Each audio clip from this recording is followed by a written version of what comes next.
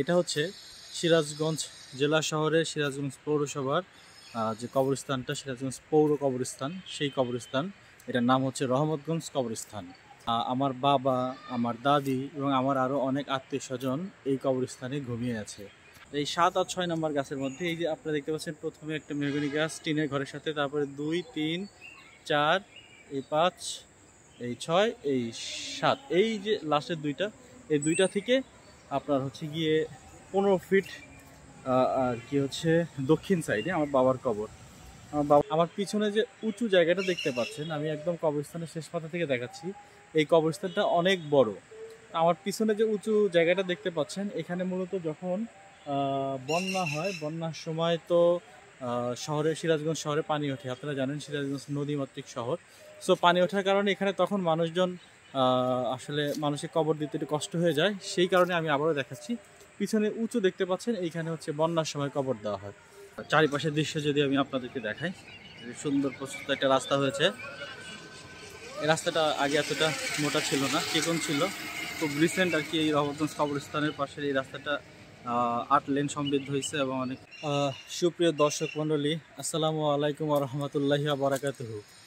এখন আমি একটা জায়গায় অবস্থান করছি, যে জায়গাটিতে আমাদের 2 দিন আগে অথবা পিছে অবশ্যই যেতে হবে। সেটা হচ্ছে একটা কবরস্থান।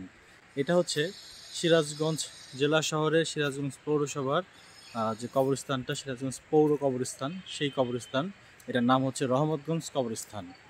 এখানে আসছি, আমার বাবা, আমার দাদি এবং আমার আরও অনেক আত্মীয় স্বজন এই কবরস্থানে ঘুমিয়ে আছে। আমি যখন সুযোগ পেলেই আমি চেষ্টা করি এই কবরস্থানে এসে একটু কবরগুলোকে জিয়ারত করার জন্য। আমার দাদার কবরটা আমার দাদার বাড়িতে, পারিবারিক কবরস্থানে, কিন্তু আমার বাবার কবরটা এবং আমার দাদির কবরটা এখানে, আমার ফুপুর কবরও এখানে আছে, এবং এখানে আমার আরও অনেক আত্মীয় স্বজনের কবর আছে। তো আমি কবর স্থান যেখানেই পাই, ঢাকাতে থাকি, সিরাজগঞ্জে আসলে এখানে আসি, এবং যেখানে আমি কবরস্থান পাই আমার হাতে একটু সুযোগ থাকলে আমি কবর জিয়ারত করি। এই জিনিসটা আমি শিখেছি আমার আপন বড় মামা সাইদুল হক মিঠুর থেকে। আমার মামাকেও আমি দেখেছি, যখনই সে যেখানে সুযোগ পায়, একটু সুযোগ পেলে সে কবর জিয়ারত করে। আমার পিছনে যে উঁচু জায়গাটা দেখতে পাচ্ছেন, আমি একদম কবরস্থানের শেষ মাথা থেকে দেখাচ্ছি। এই কবরস্থানটা অনেক বড়। আমার পিছনে যে উঁচু জায়গাটা দেখতে পাচ্ছেন, এখানে মূলত যখন বন্যা হয়, বন্যার সময় তো সিরাজগঞ্জ শহরে পানি ওঠে। আপনারা জানেন সিরাজগঞ্জ নদীমাতৃক শহর। সো পানি ওঠার কারণে এখানে তখন মানুষজন আসলে মানুষের কবর দিতে একটু কষ্ট হয়ে যায়। সেই কারণে আমি আবারও দেখাচ্ছি, পিছনে উঁচু দেখতে পাচ্ছেন, এইখানে হচ্ছে বন্যার সময় কবর দেওয়া হয়। তো আমি এখন সেই কবরস্থানের একদম শেষ মাথায় আছি। কবরস্থানটা অনেক বড়, আমি আপনাদেরকে ঘুরে ঘুরে দেখাচ্ছি।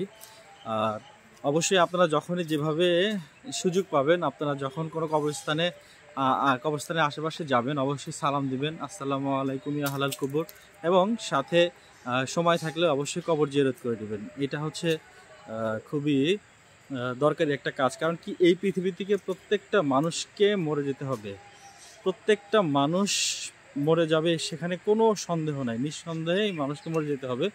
সো আমাদের সবার আসলে এই কবর দেখে একটু শান্ত হওয়া উচিত, নরম হওয়া উচিত। আমাদের হাদিসেই রয়েছে যে আমাদের সবসময় মৃত্যুর কথা স্মরণ করতে হবে। সো আমাদের সবার উচিত আসলে মৃত্যুর কথা স্মরণ করা। এখানে যাদেরকে আপনারা দেখতে পাচ্ছেন, সবাই কিন্তু আমাদের মতো যুবক ছিল, অথবা বৃদ্ধ বয়সে হয়েছে, মারা গেছে। কিন্তু সবারই কিন্তু হচ্ছে একটা জিনিস আপনার মাথায় রাখতে হবে, যে কেউ সারা জীবনে পৃথিবীতে থাকবে না। তো আমি আরেক দিকে টান নিচ্ছি, আমি অন্য একটা দিকে দেখাচ্ছি। তো প্রত্যেকটা দিকেই, যেদিকেই তাকাবেন সেদিকেই কবর। তো আমি কবরগুলো আপনাদের দেখানোর একটা উদ্দেশ্য, যে আসলে পৃথিবীতে কোনো ক্ষমতা চিরস্থায়ী না। প্রত্যেকটা মানুষকে, প্রত্যেকটা প্রাণীকে, আল্লাহ যেখানে প্রাণ দিয়েছেন, প্রত্যেকটা প্রাণকে মৃত্যুবরণ করতে হবে।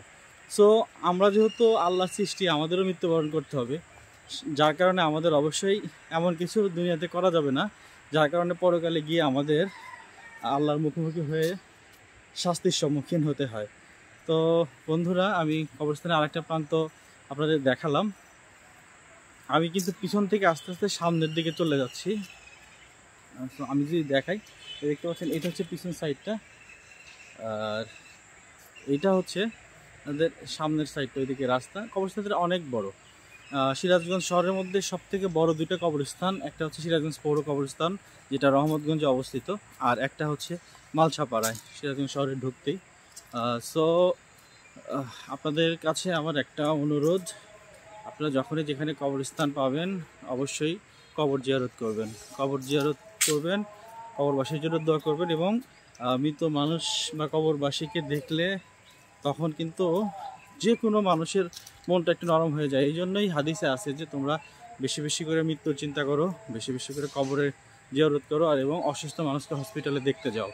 তো আমাদের আসলে এটা করা উচিত।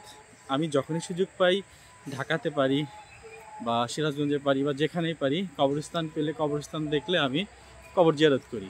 এবং আমি আশা করি যে আপনারা সবাই সেম কাজটা করবেন, এটা খুবই জরুরি একটা কাজ।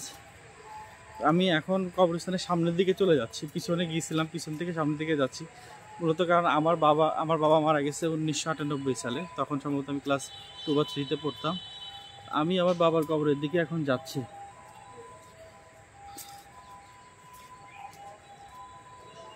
এটা আসলে খুবই দরকারি একটা জিনিস।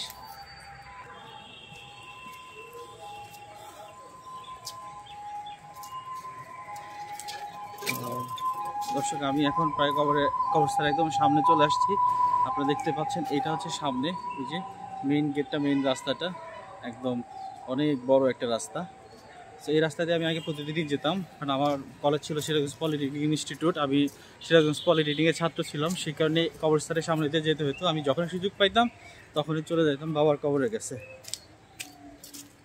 তো এখন আমি একটু কবরস্থানের মাঝখানে ঢুকছি, আমার বাবার কবরের কাছে যাচ্ছি। আপনাদেরকে আমি আমার বাবার কবরের কাছে যাচ্ছি।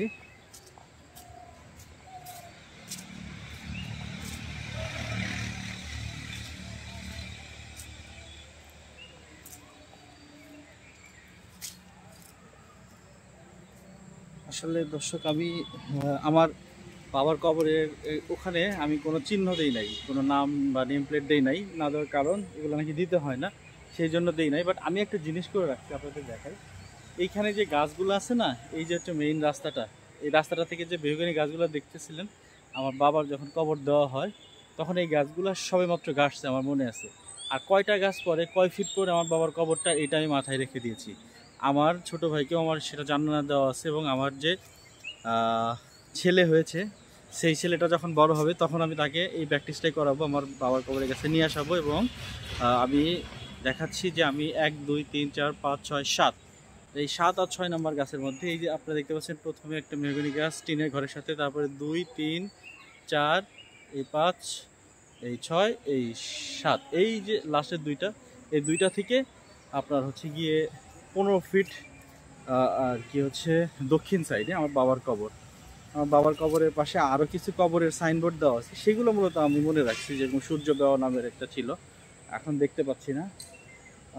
প্রায় অনেকদিন পরেই আসলে আসা হলো।